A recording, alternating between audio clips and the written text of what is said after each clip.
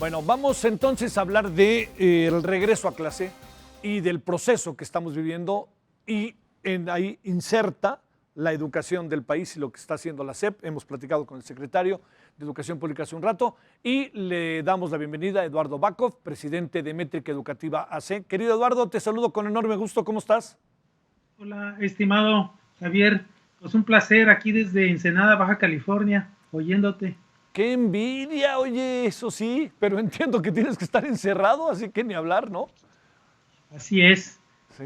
Bueno, muchas gracias, Eduardo. Y también con nosotros David Calderón, presidente ejecutivo y fundador de Mexicanos Primero. ¿Cómo estás, David? Bienvenido. Muy bien, muchas gracias, Javier, aquí desde la Colonia del Valle y el oleaje vertical de la O- lluvia. Oye, sí, como llovió, como, ¿no? Oye, pero en el encierro. También en el encierro, Sí, bueno. así A ver, es. yo espero que hayan escuchado un poco sobre todo nuestro interés de conversar con Esteban Moctezuma, era todas estas cuestiones técnicas, ¿no? Que están en la mesa, de fechas, etcétera, qué se puede hacer y qué se ha venido haciendo. A ver, Eduardo, ¿cómo ves las cosas? Te diría yo, en medio de una pandemia que nos tiene, pues evidentemente hasta cierto punto inmovilizados, ¿no? ¿Cómo ves las cosas, Eduardo, estando por allá, incluso con la experiencia que puedas tener allá en Baja California? Pues mira, muy rápido, Javier. Dijo muy bien el secretario que teníamos alrededor del 70% de avance, que quiere decir que hay un 30% que no hemos terminado o concluido en el ciclo escolar en todos los niveles educativos y por lo tanto pues es un tema, eh, digamos como lo quieras ver, ¿verdad? Él habla de más de dos terceras partes, pero pues yo diría, piensa en términos redondos, en una tercera parte nos hace falta todavía terminarlo. Y platicando un poco sobre el programa Aprende en Casa, pues yo digo que digamos que es un intento que la Secretaría de Educación está haciendo, que es mejor eso que nada, pero que tiene muchas limitaciones. Así la dejo y si quieres... Damos una segunda ronda, órale, para que nos digas cuáles son esas limitaciones. Yo he visto algo de lo que se ha hecho, pero pues no es mi área, ¿no? Entonces una opinión muy acabada no puedo emitir. Mira, brevemente te Sí, digo, adelante. yo vi rápidamente algunos de los programas que están en la televisión y están en el YouTube. Sí, Y sería varias limitaciones muy rápidamente. Una, por ejemplo, pues que son los horarios fijos de la televisión que empiezan, por ejemplo, en preescolar a las 7 de la mañana. sí. Y eso sin considerar que pues hay un cambio de horario. Aquí somos 2 horas menos que en la Ciudad de México. Ajá. Eh, Es una entonces hay que... consideración, sí.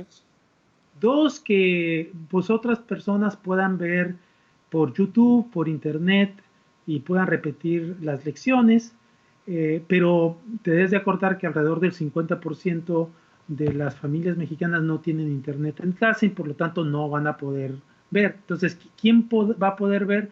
Pues la gente más que tiene más posibilidades y va a haber todavía una brecha más grande para los que no la tienen.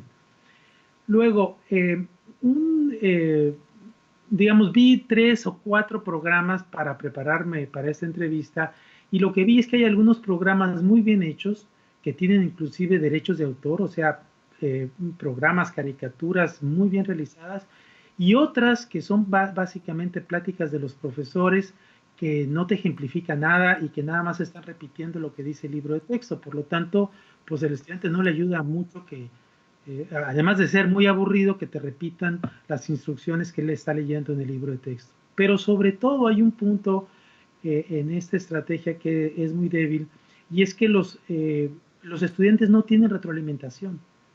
Es decir, los profesores podrían estar pendientes de si el estudiante entra, si el estudiante aprende, si tiene algunas preguntas, pero en esta acción o en este programa de Aprende en Casa no se considera para nada la participación de los docentes. Sí. Entonces queda entre un programa que puede ser algunos buenos, otros aburridos, otros inocuos, y la posibilidad de que el estudiante aprenda o no aprenda y que no reciba retroalimentación. Ujú.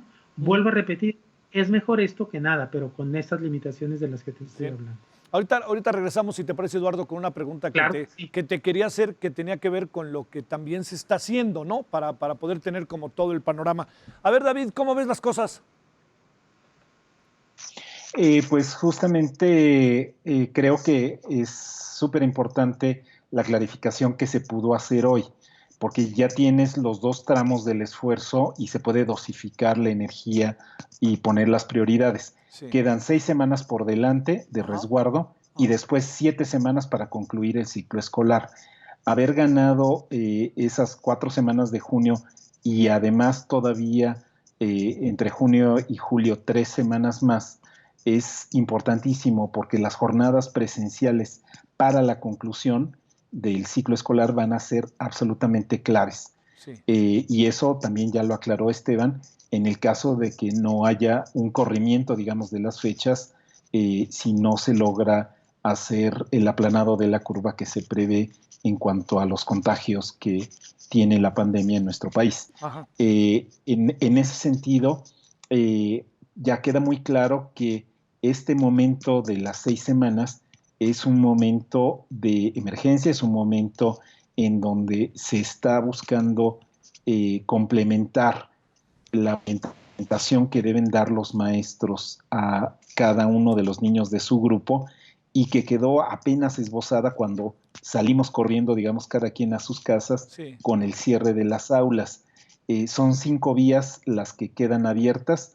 El maestro con el libro de texto, 1, 2, la programación televisiva, 3, la plataforma digital, 4, la radio comunitaria, que va a trabajar con los mensajes en lengua indígena, y 5, los cuadernillos de CONAFE para las poblaciones más dispersas.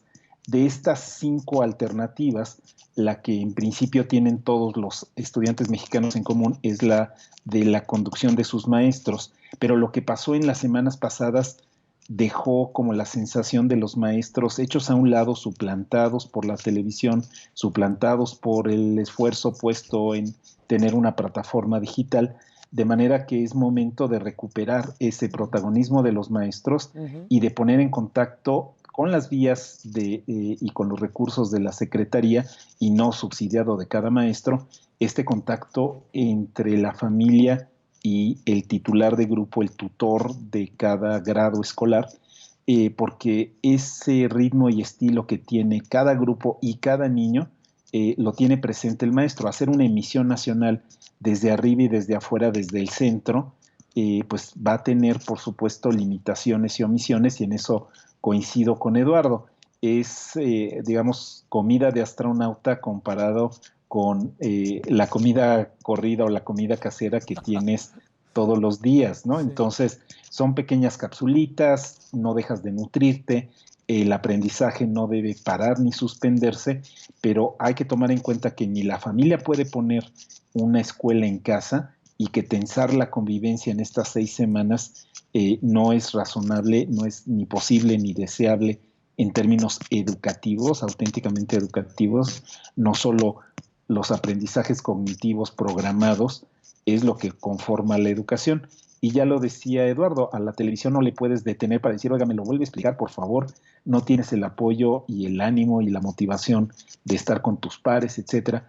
Y por eso también hay que voltear la mirada para las 7 semanas finales. Ujú. Estas 6 semanas son excelente preparación para que tengamos ese gran cierre en las escuelas, que va a tener que ser escalonado, que va a ser un momento de contención emocional de parte de los profesores cuando Sí. reciban a los chicos de nuevo, y que sobre todo tiene que llevar a entenderse como un reforzamiento, como una recapitulación y sobre todo como una nivelación.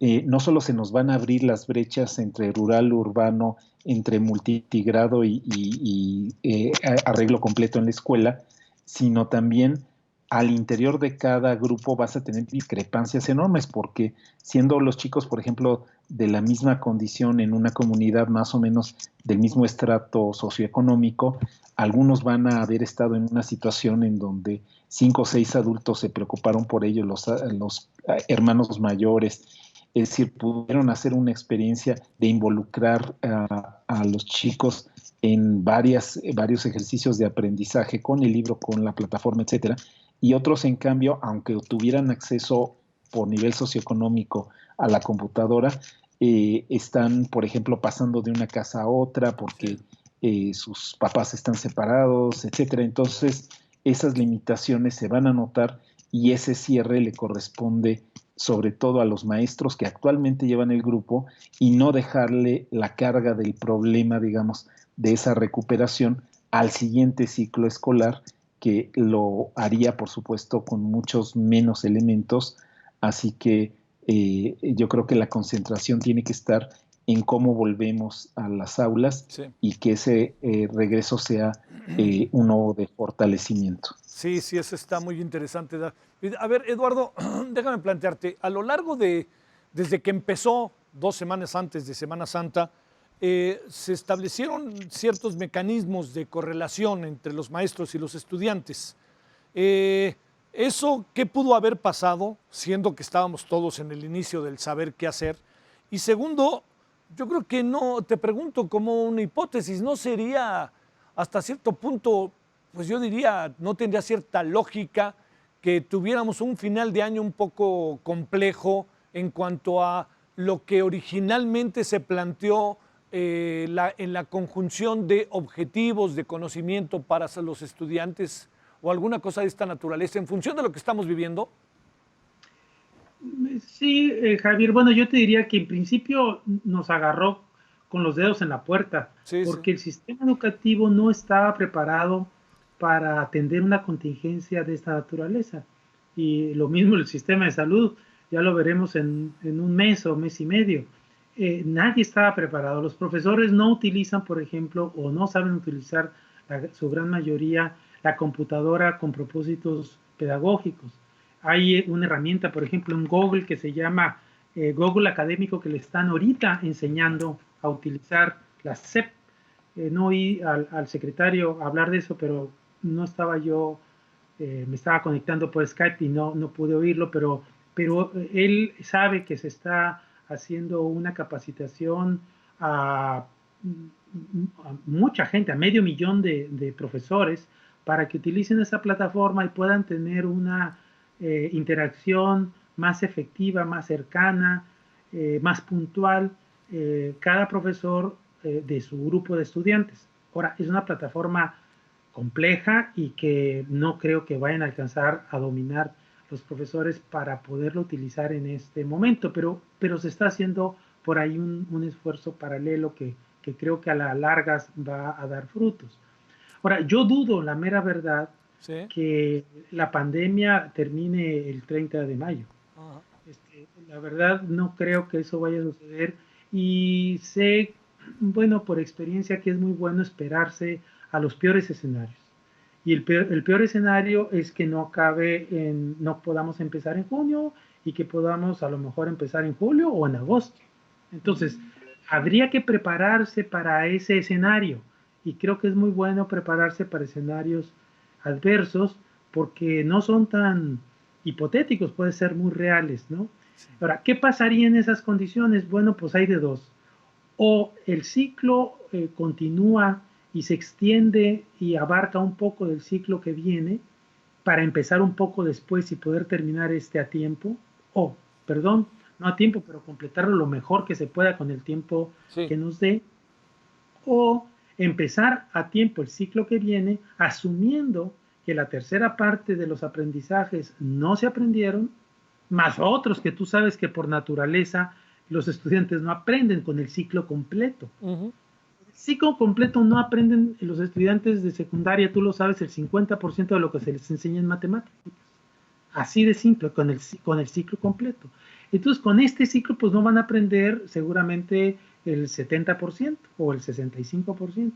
Bueno, con eso en mente, pues habría que empezar el nuevo ciclo a partir de agosto o de septiembre próximo y retomando los aprendizajes que quedaron a deber y que no se dominaron por falta de tiempo y por las deficiencias que tiene nuestro sistema educativo. Entonces eso es lo que veo que se podría hacer y no solamente decir cerramos, nos olvidamos de que no aprendieron una parte importante porque esa parte importante que no aprendieron, Javier, va a ser necesaria para que aprendan la siguiente. Sí. Es decir, si los chicos que pasan de cuarto a quinto no aprendieron lo último de cuarto y desde quinto empiezas desde un inicio, pues no le van a entender a muchas cosas porque les faltó el recurso cognitivo del ciclo anterior. Entonces, eso me hubiera gustado que el secretario hablara, cómo se va a atender esa parte, que no es tampoco de especialistas, es de simple lógica, y decir, si no completaron lo anterior, pues van a tener mucha dificultad para iniciar el próximo si no se completa. Ahora, Eduardo, fíjate, me pareció que el secretario no necesariamente era optimista con el tema de los tiempos, ¿eh? La impresión que me quedó fue que dijo, pues lo que decidan las autoridades de salud. Ahora sí, nosotros pensamos el primero, pero si nos dicen otra cosa, pues va a ser otra cosa, ¿no? No, eso tenlo por seguro. Él no va a poder tomar una decisión y poner en riesgo a 30 millones o 35 millones de estudiantes. Claro. Todos los niveles, eso no lo va a poder hacer. Pero sí estaba pensando que habría la posibilidad de que hubieran 7 semanas extras, digamos de junio y de julio, si la pandemia se levanta. Pero yo lo veo muy difícil, Javier, la mera verdad, y creo que hay que pensar más bien en que no va a ser así, que va a ser mucho más pequeño el tiempo, y entonces en ese escenario, ¿qué es lo que propone la SEP que debemos de hacer? Bueno, ahí llegará ese momento, ¿no? A ver, David, se nos está acabando el tiempo, tenemos 2 minutitos. Déjame invitarte a hacer una reflexión sobre lo que piensas del tema educativo, universidades. Sé que pedirte 2 minutos es nada, pero ¿qué ves de esa otra parte? Porque hemos pensado mucho en la educación básica, media superior, y bueno, secundaria, primera, secundaria y la media superior. Pero ¿qué pensamos de la educación superior? En el caso de la educación superior, Javier, el hecho de que esté más segmentado y que mucho del conocimiento sea especializado y no tanto el conocimiento que sirve para seguir aprendiendo en términos estructurales, como señalaba Eduardo, hace que se pueda contemplar diversos escenarios. Yo vengo de la UNAM, así que el tema de haber tenido suspensiones largas y retomar más adelante, incluso pues asumiendo que hay que alargar los tiempos y los semestres se hacían de prácticamente un año, o el ajuste de ya cerramos ahora, hacemos un examen, pero estamos muy conscientes que no se lograron los aprendizajes, va a ser todo un reto. Pienso que lo fundamental es no castigar ni a los que ingresan, es decir, es un gran tropiezo para un estudiante si no puede ingresar a tiempo a una opción universitaria, si ya hizo su examen de admisión, aunque llegue con la necesidad de remediales, y finalmente los que van a salir también tienen la dificultad de no tener que extender, por ejemplo, su plazo de beca o de pago. En resumen, si para aprendizaje se puede posponer el semestre o reiniciar el semestre, pienso que sería la mejor opción para los intermedios, pero los dos extremos habría que considerar cómo se apoyan en forma extraordinaria. David, pues les prometo que habrá una segunda vuelta. Muchas gracias, David, que estuviste con nosotros. Gracias a ti, Javier. Gracias. Eduardo Bakov, saludos hasta Ensenada. Javier, un abrazo desde aquí, con la esperanza de que nos podamos ver en persona pronto. Ojalá. David, saludos a la Colonia del Valle. Muchas gracias y muchos saludos, Eduardo, también. Gracias. Gracias, David. Gracias a los dos. Bueno, oiga, ya nos vamos. Hemos estado pasando en diferentes ocasiones las disposiciones que particularmente en la Ciudad de México se van a tomar a partir del día jueves, este jueves 23 de abril, día de San Jordi, de los Jorges, día de la lectura, ¿no? Y también las medidas que se van a tomar con el transporte público. Seguiremos informándole de manera sistemática sobre ello y también le invitamos a que mañana a las 17 horas nos siga en Heraldo Radio. Pásela bien, sigamos juntos pero distanciados. Adiós.